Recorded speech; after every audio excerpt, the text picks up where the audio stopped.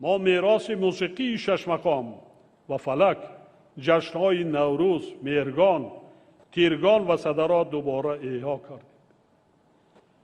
با سعی و تلاش و زحمت و کوشش بیش از 6 ساله ما و دستگیری دیگر کشورهای حوزه تمدن نوروز، این آیین واقعا مردمی ما که تاریخی بیش از 6000 ساله دارد جهانی گردید و ما امروز افتخار میکنیم که جشن باستانی مردم ما نوروز مقام بین المللی را صاحب گردیده است. ما همچنین برای نگهداری و معرفی میراث فرهنگی مادی و غیر مادی خلق تاجیک یک سلسله تدبیرهای مشخص اندیشیم.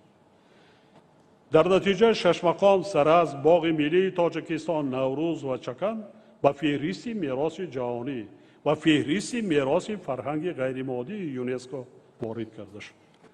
بنیاد و به فعالیت آغاز کردن بنای نوی کتابخانه ملی برای 10 میلیون نسخه کتاب در منطقه چنین کتابخانه نیست. با تکنولوژی پیشرفته زمانه‌ای، آثارخانه ملی، کاخ نوروز، نوروزگاه، تئاتر شهر خاروق و 40 قصر فرهنگ در مرکز شهر نایای مملکت از دستاوردهای ارزشمند فرهنگی ما در دوران استقلال دولتی به حساب می‌رود. در ظرف 30 سال گذشته صنعتکاران و هنرمندان تاجیکستان به ده‌ها کشور دنیا سفرهای هنری انجام داده صنعت و هنر ملی تاجیکان را به طور ارزنده معرفی